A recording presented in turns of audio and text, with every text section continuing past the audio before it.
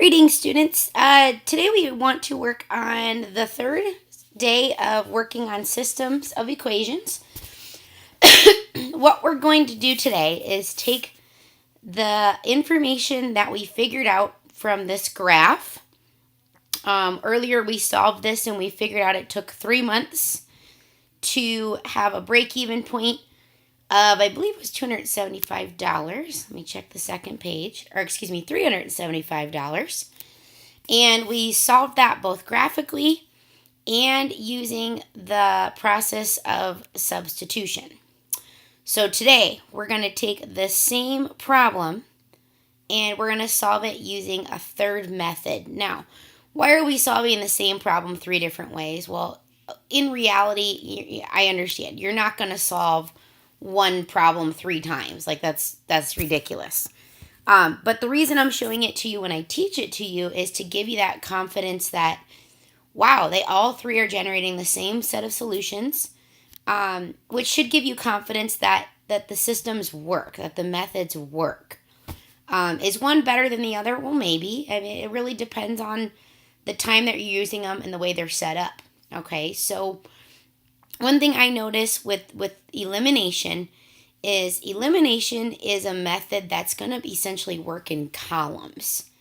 And so if you kind of think about taking your 2 equations and lining the columns up where the y's are lined up in one column, the x's are lined up in another column, and the constants are lined up in the other column, it doesn't matter which side of the equation things are on, as long as your equal sign stays fixed throughout the process. So we're going to keep that there.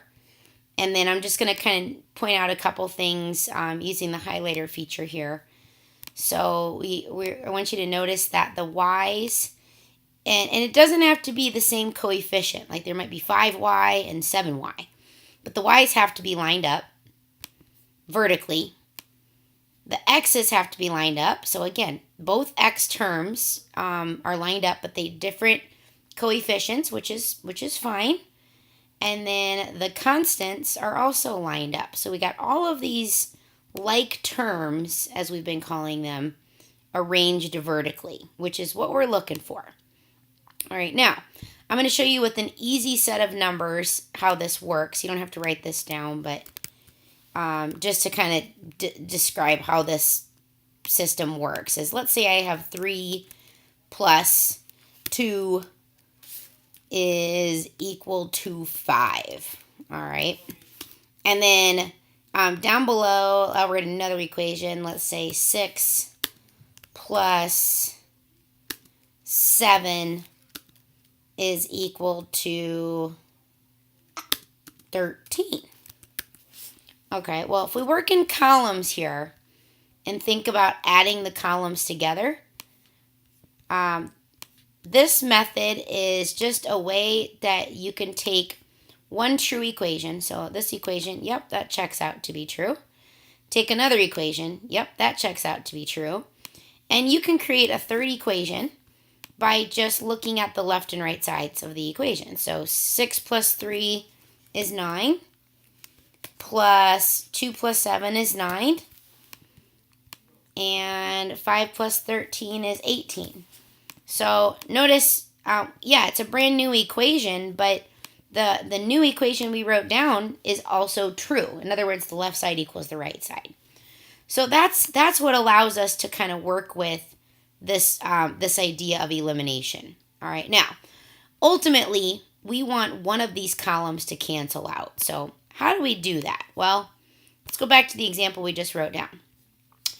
That top equation, as long as I multiply everything by the same number, in other words, let's say I multiplied everything by -2. Okay?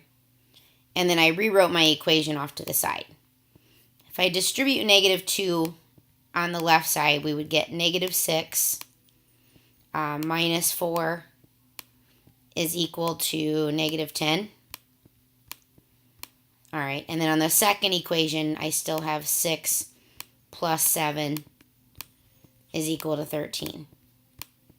All right, well, notice what happens when I work in columns.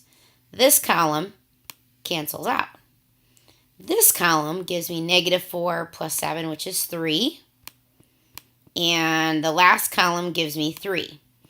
So again, nothing shocking as far as the number operations go, but what's interesting is, once again, we get a true equation. And the whole goal of this process is to get true equations after true equations, and ultimately one of those equations will be so simplified that it only contains an x or a y, and that's what we want. So sorry, I'm trying to find my page. Here we go. Okay, so what I want to do is look in these columns, and if I notice this column of y's has the same coefficient, in other words, they're both coefficients of 1, I don't want to right now just add these columns, because I would get 1y, if I add this row on, 1y plus 1y would give me 2y. So if I want this to cancel out, which is really the goal of elimination, how does elimination work? Let's write that down. Elimination works by working in columns. You want one column that contains a variable to cancel out. Well, how do we do that? Well, it's pretty simple. We have to have the same number in front of the variable. In other words, the same coefficient with opposite signs. All right, so let's see what happens here. If I add this right now, it doesn't work. But what if I take this bottom row and I multiply both sides of the equation by -1? Let's see what happens then. Well, I'm gonna copy this first row down. So before I combine anything, I'm going to take this first row. Let me erase this, highlighting. There we go. I'm going to take row number 1 and just flat out copy it down again, because our whole goal is to work with both equations. So rewrite that one. I didn't do anything to it. Just write it again. All right, my second equation, if we multiply by -1, we're going to get -1y is equal to -50x minus 125. All right, now let's check out what happens when we work in our columns. All right, when we work in columns, this column here, check that out. That column cancels. So we get 0 is equal to, if we combine these columns, 75x take away 50x is 25x. Sorry about my dog. All right, and then 50 minus 125 is a -75. All right, now we just got to solve this equation. So I'm going to move one of these terms to the opposite side. So I'm going to add 75. So we want to get the constants on one side and the variables on the other. So now the constants cancel. So 25x is equal to 75. And that should be pretty easy to figure out. 25 times what is 75? Well, if we divide by 25, if we divide by 25, we should get x is equal to 3. Hey, look up above. X is equal to 3. Same thing. It matches. Yay. That means we did it right. Okay, so we got our x. And just like when we did with substitution, we're going to take one of our equations. It doesn't matter which one. I always pick the one with smaller numbers. I usually go back to the original numbers. It just, to me, it makes sense. You can pick any equation, though, as long as it has an x in it and a y. That's what we want. So I'm just going to work with that first equation. 75x plus 50 And I just figured out that x was equal to 3. So I'm going to put 3 in right there. And notice 75 times 3, what is that? 225 plus 50. It gives us 275. So our ordered pair, if we write it as x comma y, that solution is going to be 3 comma 275. If we do units like up above, it'd be 3 months and $275. And gosh, it's pretty sweet. But no matter what method we picked, we're getting the same answer. So hopefully I've convinced you that all 3 methods do work. Again, it's a matter of what you like. One might be easier for you than the other. So we'll do one more practice one, and then when you guys come back to class, we'll do some of these in class so you can practice working on them. All right, so go ahead and turn to the next example. And we didn't graph this one yet, so let's first graph it. I'm going to take, I'm going to take this equation, this first one, and if I do cover up method, I just want to take a minute to graph this. All right, if we do cover up method, cover that one up, I get x equals 2 for my y-intercept. Or I'm sorry, x-intercept. All right, and then if we move the box over, 2 times what is 8? Well, my y-intercept is 4. All right, so let's take that over to the graph. X-intercept of 2, boom. Y-intercept of 4, boom. And down 4, our slope is down 4, run 2. So reduce that to negative 2 over 1. So that means my slope is down 2, run 1. Down 2, run 1. Down 2, run 1. That should be enough points to graph this bad boy.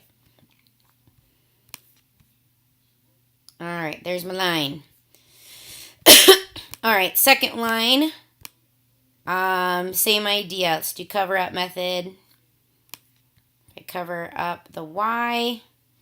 Negative 2 times what is 4? Well, if you divide by negative 2, our x-intercept is negative 2. Our y-intercept, let's just move the box over.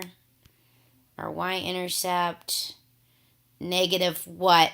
Or negative 1 times what is 4? Well, that's really negative 1. So let's divide by negative 1. And 4 divided by negative 1 is negative 4. So x-intercept is negative 2. Y-intercept is negative 4. Hey, same direction here. The lines are parallel. So if we extend this, these lines are never going to intersect, which is why when we did this the first time, we got a false statement. That means there's no solution. The lines were parallel, and that's what we got here. All right. Substitution showed that they were parallel because we got a false statement. The variables dropped out. Elimination should kind of generate the same equation at the end where all the variables cancel, but the numbers don't. So like here, if I look in my columns, this column here doesn't cancel. All right. But if I double the bottom equation, if I take this bottom equation times 2, now we're going to get a new equation. So I'm just going to copy the first one down. 2y, do that with my right pen tool. All right, 2y plus 4x equals 8. That's just my top equation rewritten. Okay, the bottom equation, negative 2y minus 4x equals 8. All right, if we work in columns, first column cancels. Second column cancels. So on the left side, we're left with 0. On the right side, we're left with 16. Well, that's a false statement. So once again, false statement means no solution, no intersection point. All right, we'll practice some of these in class. Elimination, the big picture is to make the columns line up, get one of the columns to cancel, and like I said, we'll keep practicing.